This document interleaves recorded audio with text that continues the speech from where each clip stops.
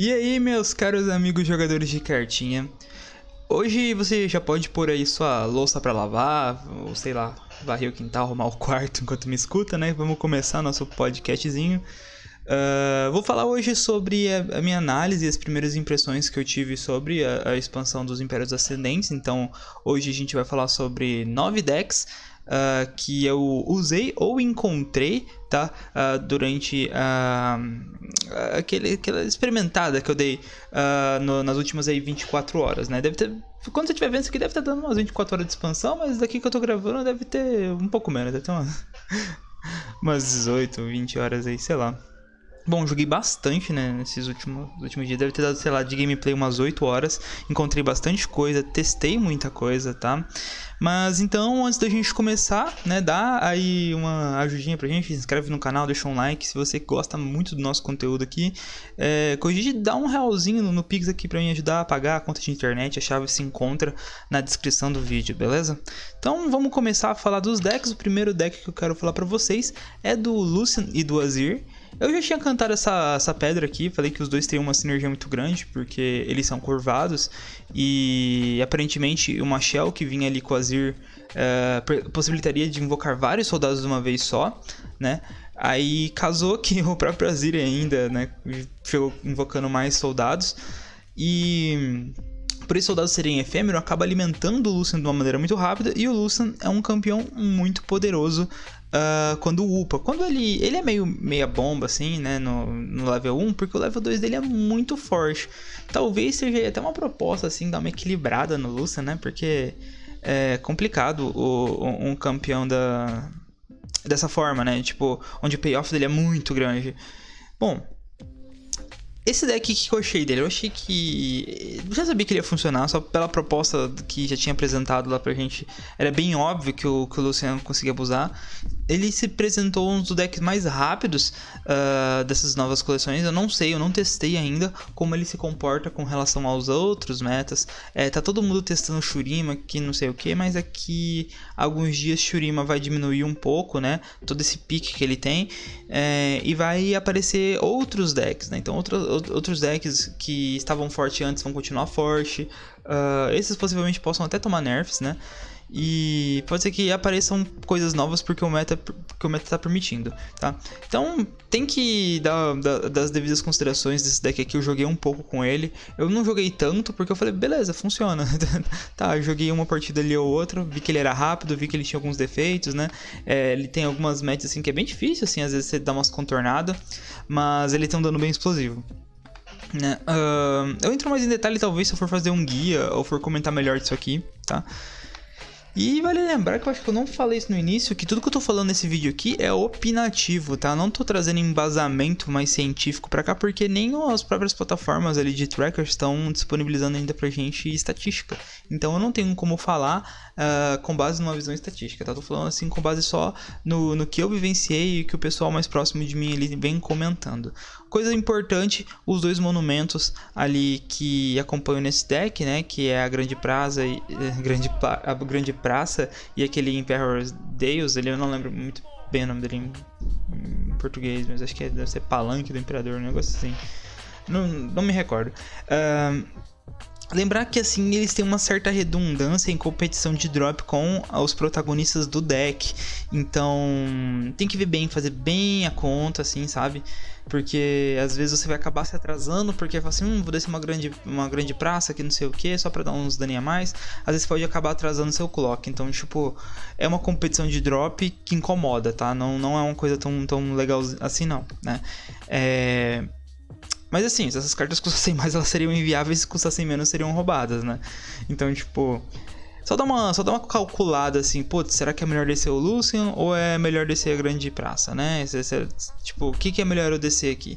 Então, vê certinho, faz as contas, não sair dropando isso aí de uma vez. Lembre-se que, assim, por exemplo, tanto com a Grande Praça quanto com o monumento, o Emperor's Deus ali, tipo... o Azir apresenta uma certa redundância, porque o Azir já dá o mais um, assim dizer, quando ele tá upado. coisa que não é difícil, né? Ele também já invoca um Soldier, então, tipo, vai ter momento que essa redundância é muito boa pra você dar mais dano, né? Mas vai ter momento que você tem que lembrar, poxa, uma redundância, talvez seja melhor eu colocar outro tipo de coisa na minha mesa agora, né? Por exemplo, algum Scout que vai estar funcionando muito bem com esse kit aqui, né? Então tem um Grisalho, que acho que vai em quase todas as listas. Se não vale a pena guardar uma mana para usar alguma carta que te permita dar um rally, né? Por exemplo, aqui nesse deck a gente roda algumas cópias daquela carta que busca campeão, né? Então tem que ver bem, assim, sabe? Eu já testei até sem o Azir, só pra ver só o Lucian, né? O deck também performa bem, tão bem quanto assim, sem, até parece que dava pra usar sem Azir. Só que o Azir possibilita umas jogadas muito interessantes, tá? Principalmente ali quando você tem aquela spell do Azir, né? Chega turnos onde você consegue fazer um open attack de mesa cheia, torrando suas manas em unidades, né? Então, tipo, isso é muito legal. E tem a parte mais legal ainda, é que você consegue fazer um muro de areia com aqueles soldados. Você, tipo, o cara vai te meter um open, você fala assim, puta, e agora? Não tem um bloqueio? Ah, tem uma spell do Azir aqui. Então você gasta mana ali, pá, e faz um monte de bloqueio, 1/1 ou 2/1 nesse momento do game, muito provavelmente, né? Então vamos pro próximo aqui. As incubadoras, né? Esse nome é dado pela própria Riot para designar esse deck aqui de Thalia e Lissandra. Esse aqui eu joguei também. E eu não gostei por vários motivos. Porque, primeiro, nem a Lissandra nem a Thalia se apresentam como win conditions de verdade, assim, tá? Tipo, a Lissandra tem muito payoff, ela é muito forte upada, porém ela demora muito pra upar. E o que ela dá pra gente no final do game é como se você quisesse aquilo assim, sabe, alguns turnos antes, se ela conseguisse upar lá pelo turno 6, ela seria tão mais relevante. Aquele robusto mesmo, assim, sabe? O turno 6 era importantíssimo você estar com aquele robusto para evitar de você ser queimado por esses decks, né, de burn, né?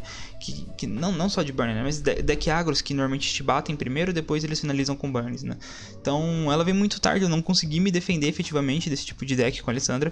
E eu fiquei um pouco triste, tá? Assim, com a Lissandra. Tanto que assim, eu fui assim, aos poucos removendo cópias dela até sentir que, caralho, parece que eu nem preciso da Lissandra, né? Tipo, ela ficou meio, não sei, away, assim, no deck. E agora vamos falar da Thalia. A Thalia nesse deck aqui, ela também não apresenta um grandes payoffs. A maioria das vezes eu consigo usar ela apenas para comprar mais cartas, com um bloqueio. E eventualmente, assim, realizar 2 ataques com ela antes que o oponente remova ela. Então, tipo, eu vi que é bem simples dele estar removendo. E o bom é que a condição do deck também não são essas duas. Parece que o deck funciona muito mais em volta ali daquele Frostguard Troll, sabe? Todas as vezes que eu ganhei foi porque eu tinha 2, 3 dele na mesa. Normalmente copiados com a Thalia, né? Tipo, invocava a Lissandra, botava um no início do turno, né? Aquele seguidor da Lissandra que eu esqueci de colocar ele aqui, tipo, provavelmente é melhor do que a Thalia nesse deck. E é, tipo, bizarro. Então, assim, talvez nem levasse Thalia, assim, talvez seria melhor levar a Trundle. Eu já vi, né, algumas listas que rodavam Trundle com a Lissandra pra poder abusar justamente de algumas... desse final do game, assim, da Lissandra, né, porque você apresenta ramps melhores quando você tem Trundle, upar a Lissandra fica viável no turno 8, né, então tem um monte de coisa interessante. Outras considerações, 2 cartas que eu achei boas, né, no caso, assim como o guarda ali do Troll, né, tipo, tem esses 3 irmãs, né, o Three Sisters, que faz você conseguir ter um lampejo congelante, né, ou um Entomb ou uma Fúria do Norte. Entomb é o túmulo, né, eu não sei, não lembro. Não lembro o nome da carta agora, desculpa. Eu lembro de alguma coisa com túmulo congelado. Não é túmulo congelado, mas é um nome menor. Bom, irrelevante. Essa carta é boa pra caramba, sabe? Tipo, ela é bem versátil. Eu comecei com 3 cópias dela, daí eu fui reduzindo porque eu vi que muitas vezes ela ficava meio morta na mão. Mas 2 cópias dela eu achei muito bom no final do game. Onde eu consegui me livrar de vários ataques, assim, que seriam letais, assim, sabe? Principalmente que tava rodando muito outro deck que eu vou falar aqui, né? Que usa uma determinada carta. E esse lampejo dá um counter, assim, ó. Fudido.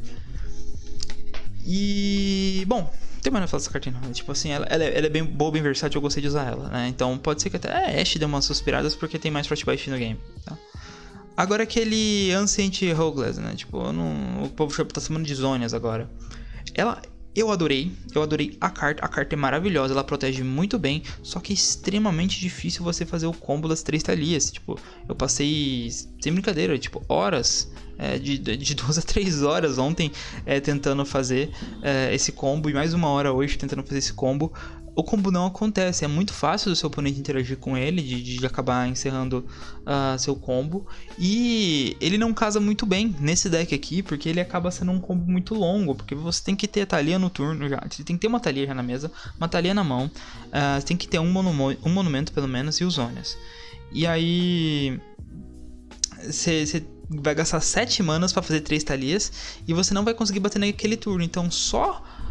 Na melhor das perspectivas, num turno 8, assim dizer, que você vem batendo forte, né? Talvez no turno 7, caso você tenha uma mana estocada ali, mas difícil, assim, sabe? Eu achei muito complicado. Sabe? Aliás, no turno 7 você tá batendo, né? No turno 6 você estocou a mana, aí você conseguiu descer uma segunda Thalia. E mesmo assim, fala assim, nessas duas regiões tem busca de campeão, assim, então não deve ser difícil encontrar as duas, foi o que eu imaginava. Só que, caramba, que dificuldade de fazer esse combo, cara. Que dificuldade, mano. Eu desisti e aí eu parti pra outras mecânicas tentando abusar desse combo. Que eu acho que a gente vai falar dele agora, né? Que seria o deck de Thalia Combo. Que seria, no caso, uma Thalia e Aphelios, tendo ali como as principais cartas do deck o Templo Velado e a Inferno, tá? Então, como que se consiste mais ou menos o combo? Você colocar uma Thalia na 4, fazer um Templo Velado na 4, fazer uma Thalia na 5, copiar o Templo Velado, e o dos 2 Templos Velados eu já cansei de falar nesse canal que tem interações bizonhas. E aí você dribla um pouco aquele problema de não ter mana, lembra? Tipo assim, ai meu Deus, como é que eu vou fazer isso? Mas não dá ainda pra fazer assim tão rápido, assim, sabe? Tipo tudo isso. Então acaba sendo ainda um combo de turno 7, né? Se você for tentar fazer 3 Thalia sobrepujando que não sei o que. Mas de maneira certa, levemente consistente, você consegue fazer uma Thalia grande, tá? Que vai bater atropelando com o Inferno e que vai remover ali com as 3 pedrinhas dela, né? Causando 6 de dano. Então, tipo, é possível, é viável. Eu não consegui fazer isso muitas vezes. Os decks agros estão muito agros, tipo... Então acaba que você não consegue controlar direito a board, assim, tá um pouco mais difícil de usar o Aphelios mesmo, não tanto assim pelo nerf que ele tomou, que não tá aparecendo aqui, né, mas os 2 de vida que ele tá agora, mas porque tem muito challenger, muito vulnerável, várias maneiras de counter ali, então tem muitas coisas interagindo, e eu não consegui fazer esse combo brilhar. Então pra mim a Thalia foi tipo um grande flop. Me arrependo das shards agora que eu acabei gastando pra montar os decks que ela vai, sabe? Tipo, se eu pudesse ter testado antes, assim, sabe, eu provavelmente não teria montado ele agora. E olha, talvez a Thalia precise de um carinho pra tá aparecendo. Do jeito que ela tá agora, eu não vejo problema nenhum em ela custar 4.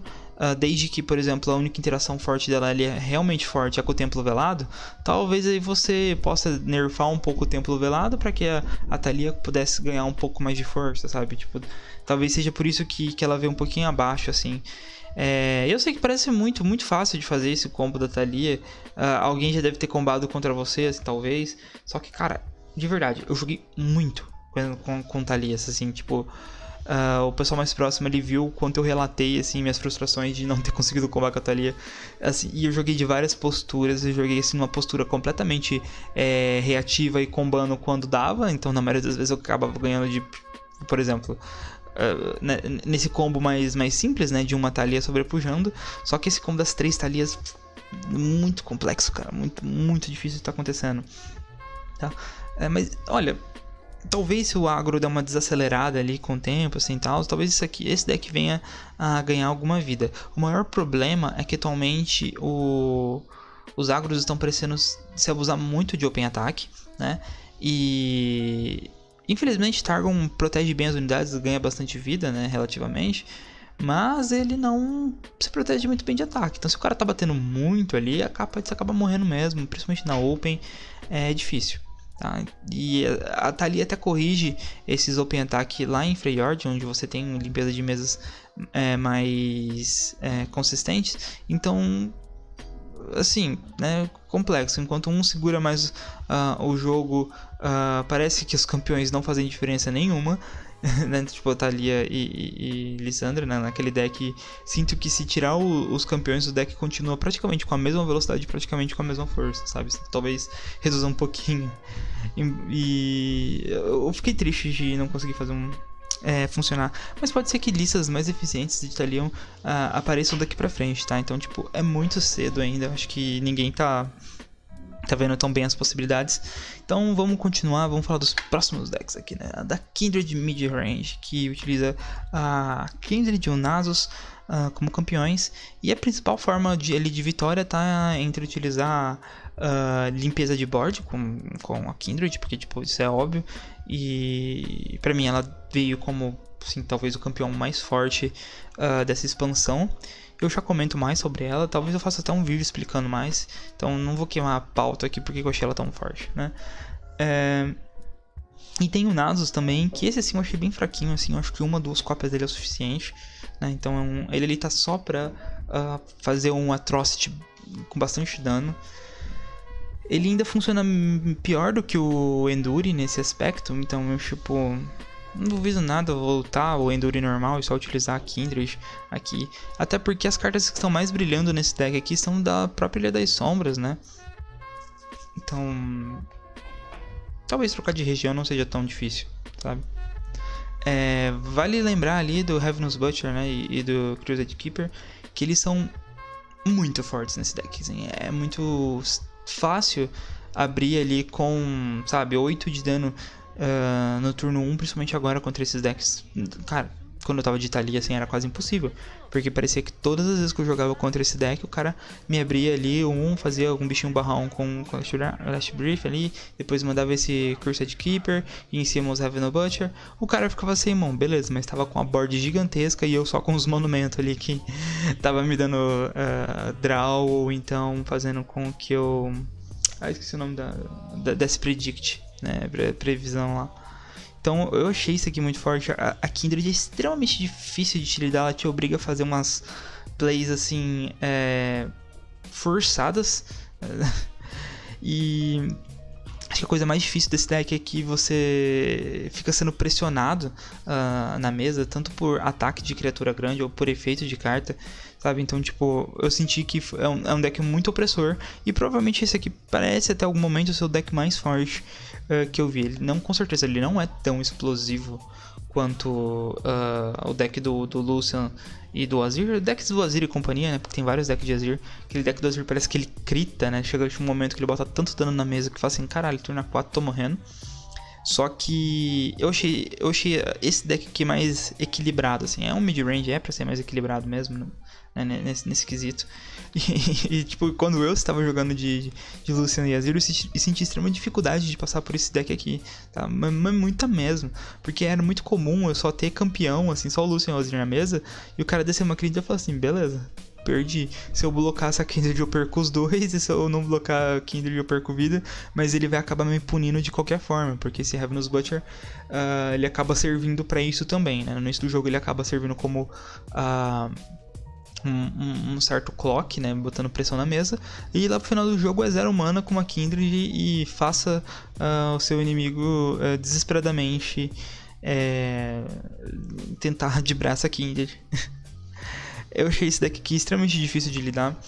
E... bom, tá aqui talvez uma aposta safe. Vamos ver como que esse deck vai performar. Vamos ver como que vai estar o win rate dele, né? Então, por enquanto o meta tá bem agro, né? Então é até estranho ver esse deck funcionar. Vamos falar agora do novo Corina Control, né? Que também usando Kindred, porque claramente é uma carta que pressiona a mesa, remove a unidade, o que mais que você quer, né? E também tem o Current Timelines, que eu não lembro o nome dele em português, mas meu Deus, não lembro de verdade. Mas basicamente ele troca, né? A primeira vez que você invocar um seguidor, ele realiza efeitos ao ser invocado e depois ele é trocado por outra unidade. Eu testei esse deck, não botei Kindred porque eu não craftei a Kindred, então tipo com Kindred ele vai ficar até melhor ainda. Mas a grande força dele é que você, normalmente esses bichos que quando entra faz alguma coisa, ele entra, não faz mais nada, e normalmente o corpo dele é bem ruim. E quando você usa esse Current aí, tipo, normalmente assim, eu acho que não me recordo de ter vindo uma carta pior do que o Shin invocado, sabe? Então, tipo, muito safe, muito de boa jogar com esse deck. É um deck que controla bem, tá?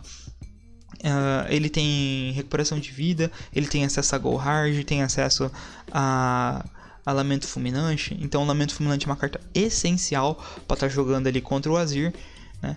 Então, esse deck aqui tá funcionando bem legal, tá? Não joguei muito com ele porque eu vi que ele funciona. Falei assim, beleza, ele tá rodando contra esses metas. Vamos pra próxima. Aí eu fui testar outras coisas, né? Uma play muito importante ali que tem que falar, né? Quando você dropa a Corina ou o Ledros, eu já falei isso em outros vídeos, que esse combo provavelmente seria muito bom por causa das quantidades de criaturas de custo 9 que não são elevados. Você trocar por outras criaturas, né? Tipo, a principal delas sendo o Apavorador, que é o barco do GP, que aí você ali ou daria muito dano no caso da Corina, ou então venceria o game de uma vez no caso do Ledros. Só que eu passei por situações onde eu coloquei a formação aciária e ganhei do mesmo jeito, sabe? Era também umas criaturas muito fortes, né? Então, vamos pra próxima. O deck de reputação, né? Então esse aqui é o deck que eu vi que mais varia.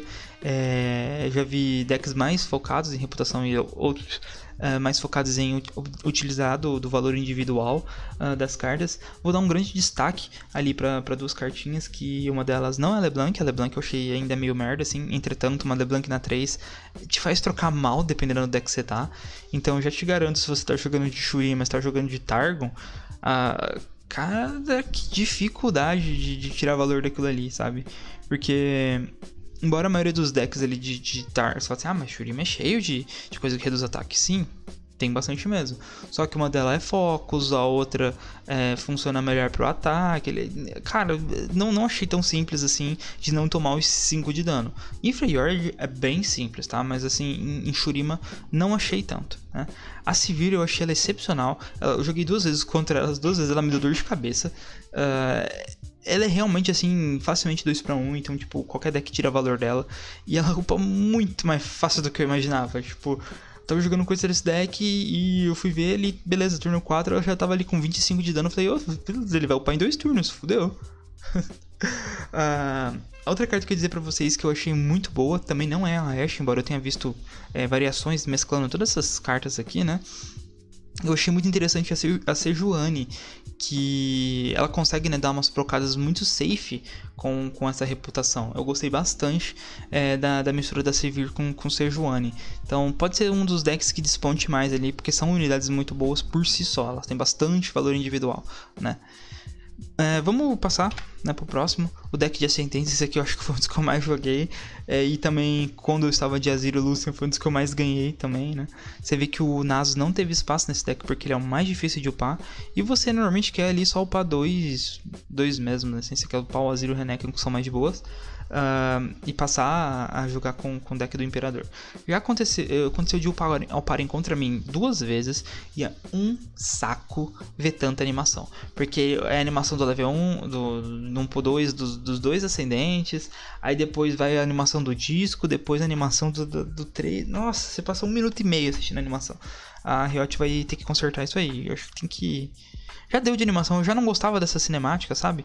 Tipo, por mim tinha que ter opção lá. Eu gostaria que minha carta só flipasse, assim, só girasse assim na mesa. Tava ótimo. Com relação ao poder desse deck, como ele desempenhou, eu não achei tão forte. Eu achei ele um pouco meme. Não é difícil de lidar com ele. Embora é claro que o deck do Imperador, o deck que eu herdei do meu avô, que não tem defeitos, é bom, tipo assim, você ganha o jogo com ele de fato, assim. Das 2 vezes que o cara upou contra mim eu perdi, mas eu encarei muito esse deck aqui, tipo, foi o deck que eu mais joguei contra. Engraçado que as 2 vezes que eu perdi eu tava jogando de Thalia, tá?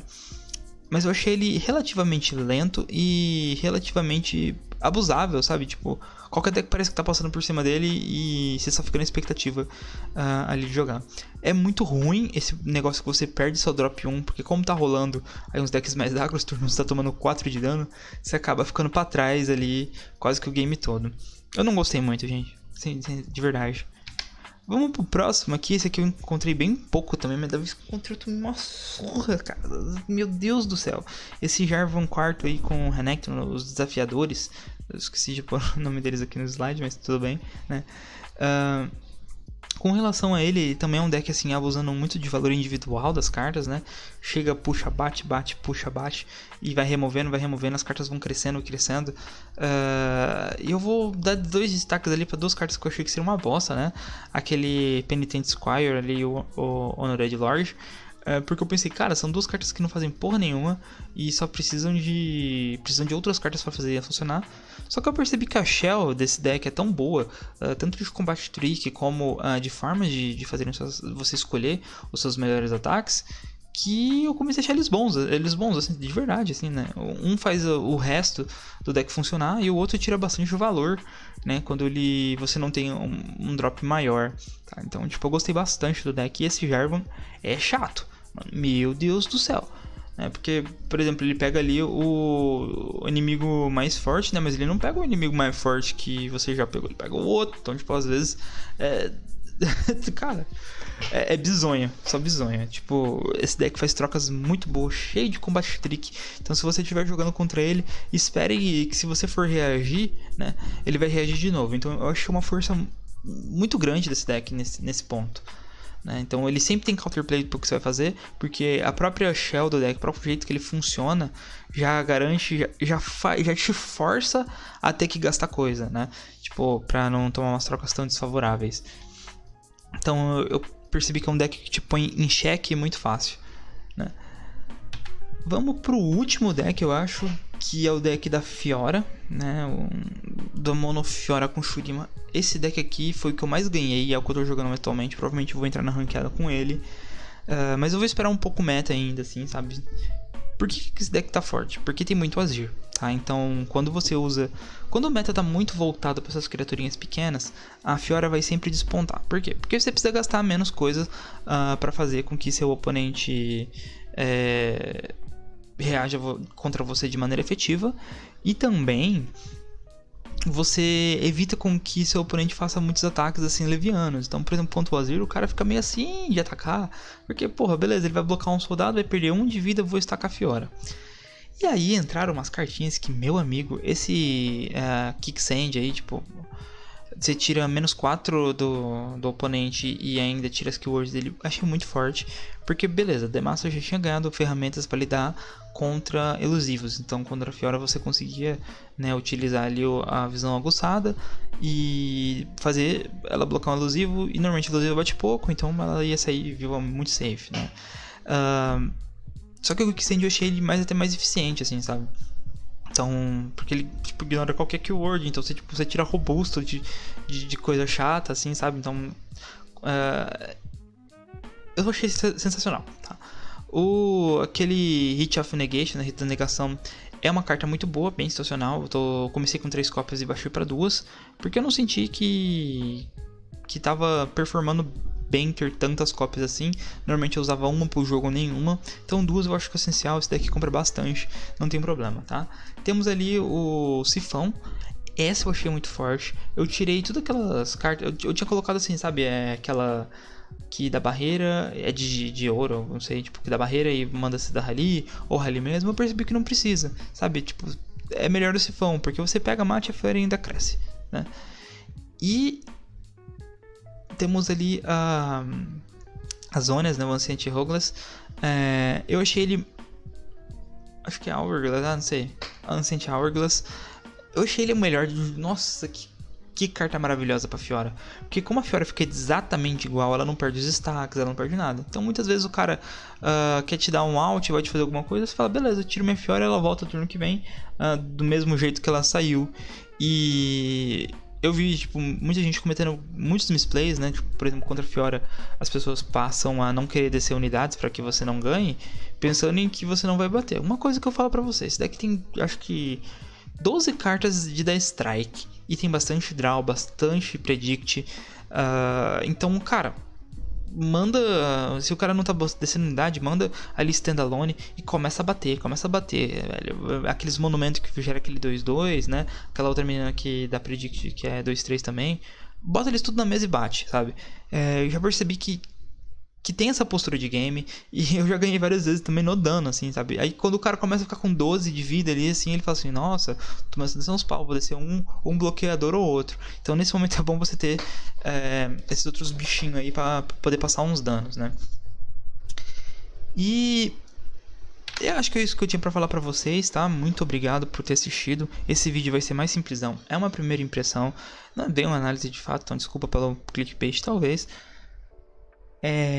Mais tarde eu volto pra fazer guias dos decks, pra mostrar a estatística, explicar melhor algumas estratégias. É que agora, por agora, é muito novo, é muito difícil, né? Falta testagem, falta amostragem, falta muita coisa pra gente falar de maneira mais séria com relação ao que vai ser meta, o que não vai ser, e coisas do gênero, assim, tá?